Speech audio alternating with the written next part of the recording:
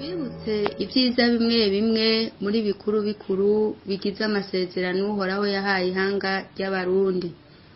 Umuntu wese arakwiye gufata ingingo yo guhaguruka agasenga, kuko Satani afitiye ipfuhe rinini aya masezerano. Mwarabonye impwemu zishira hejuru ziyobya abantu mu kuyiyitirira, kandi hari n'izindi mpwemu zaduze ziva ikuzimu kugira ngo zibateshaguze. Mukumva umuntu yiyamamaza akitangaza ngo niwe Imana yatoranije, muramuca kure.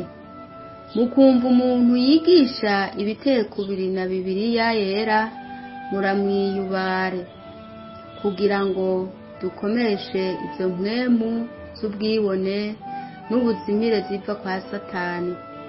Umwami Yesu Kristo yatubariye yuko mwene izo mpwemu zirukanwa n'amasengesho yo kwisonzesha. Matayo 17:21. Amasezerano Uhoraho Imana yahaye igihugu cy'u Burundi. Uhoraho Imana nyene ingabo, Imana ya Aburahamu, Imana ya Isaka, Imana ya Yakobo, Imana ya Eliya, Imana ya Dawidi, Imana ya Paulo na Yohana, se w'umwami n'umukiza wacu Yesu Kristo, yitoranirije ihanga ry'Abarundi ngo bamubere inyegu yiwe nk'uko kera yatoranije ihanga rya Isirayeli. Abarundi n'ihanga ryera ryatoranijwe n'Uhoraho Imana. Nuko rero twabaye ihanga ryera ry'Imana, abatoranijwe bagahabwa isezerano. Ayo masezerano y'u Burundi yanditse muri Bibiliya yera, nk'uko umuhanuzi Yesaya yabihishuriwe muri Yesaya 19:18 gushika kwa 25 mu mwaka w'amajana 7, imbere y'uko umwami n'umukiza wacu Yesu Kristo avuka. Abarundi batanguye kuyahishurirwa kera, mbere y'uko n'ihanga rya Isirayeli rironka igihugu ryitirirwa muri rya shirahamwe mpuzamakungu ONU. Ubuvugishwa n'ubuhanuzi bwa mbere ku gihugu cy'u Burundi bwavuzwe mu mwaka w'1935, umwaka amashengero ya Pentekoti yatanguzwa mu Burundi n'abakozi b'Imana bari baje bava mu gihugu ca Suwedi. Umuvugabutumwa Uri yavuze yuko Abarundi ari ihanga ryatoranijwe n'Imana. Ubundi buvugishwa bwasaba Abarundi kwisonzesha, kwiyeza no gusenga cyane, kuko ari ihanga ryatoranijwe. Bwavuzwe muri Myandagaro mu 1968 mu gikorane c'amashengero ya Pentekoti cari cabereye imugara. Nyuma yaho hari n'abandi bavugishwa baturuka muri Isirayeli, Ubudagi, Ububirigi, Amerika n'ahandi bavyeretswe. Benshi berekwa umuco ukorotse uvuye mu ijuru ugakorokera i Burundi, hanyuma ugakwira isi yose. Ubwacu Uhoraho Imana yaraduhishuriye inshuro nyinshi ayo masezerano, n'ingene igihugu kizoca gitunganwa, kandi n'uyu munsi ikomeza kuvugana natwe ido n'ido ry'amasezerano yaduhaye.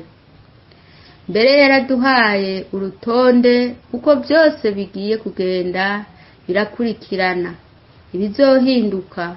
Uwo Uhoraho Imana yamaze kwirobanurira, ikimika n'ibindi byinshi.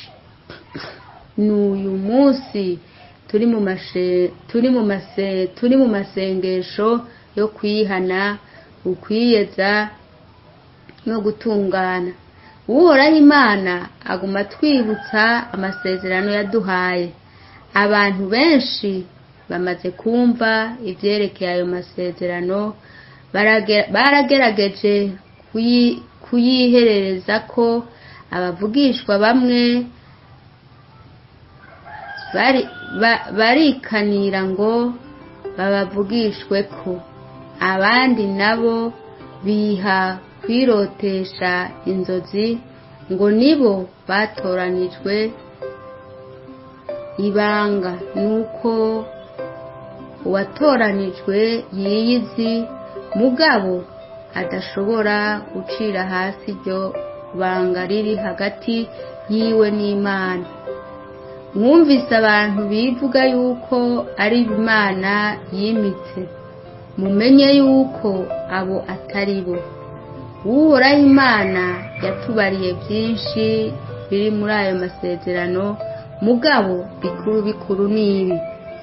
Icya mbere, twagiriwe ubuntu bwo guhamagara Uhoraho Imana akaza gutura mu gihugu cyacu cy'u Burundi, atari mu isanduku y'isezerano nk'uko abakera babikora, mugabo ububasha n'ubuntu bw'Imana bukuzura. Igihugu cy'u Burundi Uhoraho Imana yatoranije Isirayeli, yaragitoranije Uburundi ngo abarundi bamubere ihanga ryera, ishambu yiwe izotwara umuvyuro n'ikanguro ku isi yose. Mu mvugo y'ubuhanuzi ni nka Isirayeli ya kabiri. Ca gatatu, i Burundi Uhoraho Imana y'ubushobozi yahatoboye iriba ry'agakiza, ivugururwa umuvyuro n'ikanguro, kandi n'abanyamahanga bazorinwa ko basubire gutahura ukundi gushasha umugambi Imana yo mu ijuru ifitiye abo yaremye.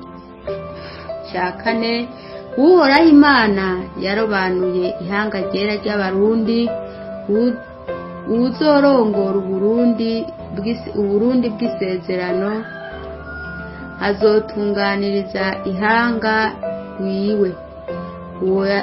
Uwo yaramuhaye amabanga y'ingene azorongora igihugu, kuko yamushizemwo ibanga ry'urukundo n'ubugwaneza kuri bose, kugira ngo aheshe icubahiro Uhoraho Imana.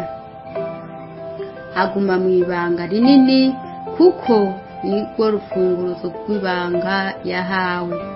Ca gatanu, nta migambwe, imihari n'imigwi, nta madini, nta mashengero bizobaho ngo bibere intambamyi intwaro y'uwo Uhoraho Imana yimikiye ihanga ry'abarundi, kuko Imana izoba yatanze amahoro n'inkore ku gihugu. Ni cirore c'inganji y'abera irongowe na Yesu Kristo ku gihugu. Ca gatandatu, imbibe z'igihugu cy'u Burundi bw'isezerano zigiye kwaguka kubera agakiza, urukundo n'ikanguro, mu mpwemu, mu mibano, mu ntwaro, mu butunzi, iterambere n'ubugwaneza bw'ihanga ryera ry'Imana. Icindwi, isi ari bwo butaka bw'u Burundi bugiye kuvumurwa. Isi ndimwa yimbuke, haboneke n'ubutunzi, ibitoro, ubutare n'ibindi biri mu butaka, bizotuma abarundi babaho neza kandi mu buryo bwa kijambere.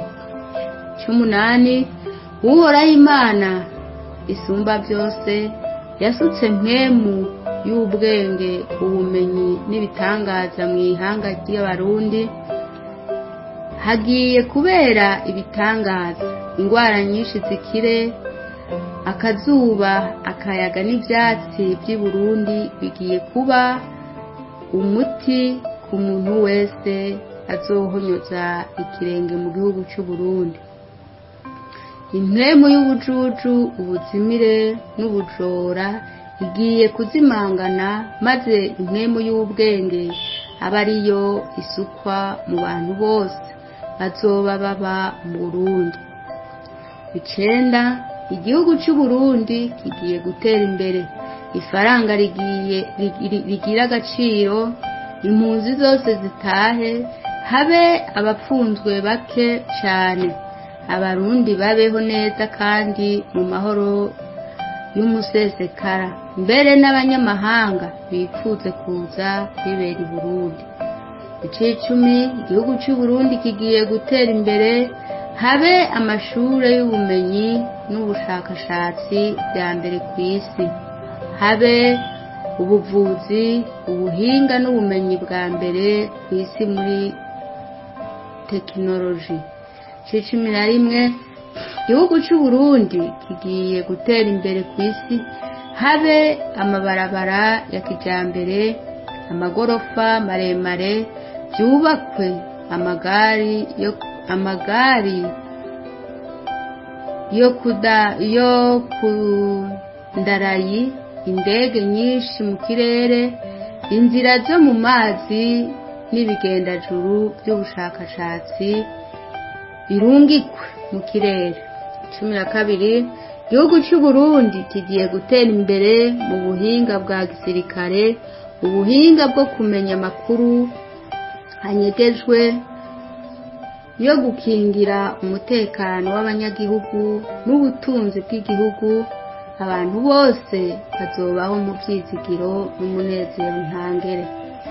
13, urwanko n'amacakubiri y'amoko, imiryango, intara, imigambwe n'amadini bigiye kuzimangana. Abarundi babeho mu mahoro, urukundo, kubahana, ubuntu, ubupfura, urupfasoni no gutinya Imana. 14, ikirundi ni ururimi rw'ihanga ryera ry'Imana, ururimi ruhawe agaciro gakomeye kandi rugiye kumenyekana ku isi yose, n'abanyamahanga bagiye kwiga kuruvuga. Amajambo atahoraho mu rurimi rw'ikirundi agiye kuboneka. Ibyiyumviro byose bigire amajambo abisigura. Ikintu cyose kigira izina ryacyo kubera umugambi w'Imana. 15, uhoraho araje gushira ku iherezo ibihe bigoye abarundi baciyemwo by'ubwicanyi, ukwangara, uguhunga, inzara n'ubukene, ugutungana intoke n'urwanko.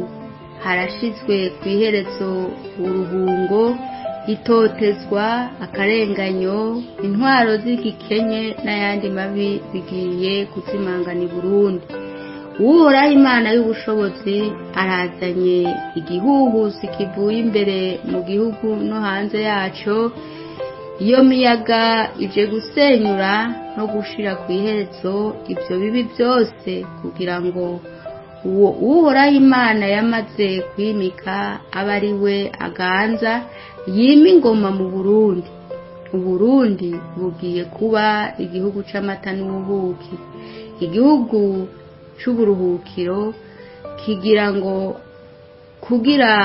kugira ngo abarundi batware umuvyuro n'ikanguro wo gutegura umugeni Kristo Yesu azoza gutora.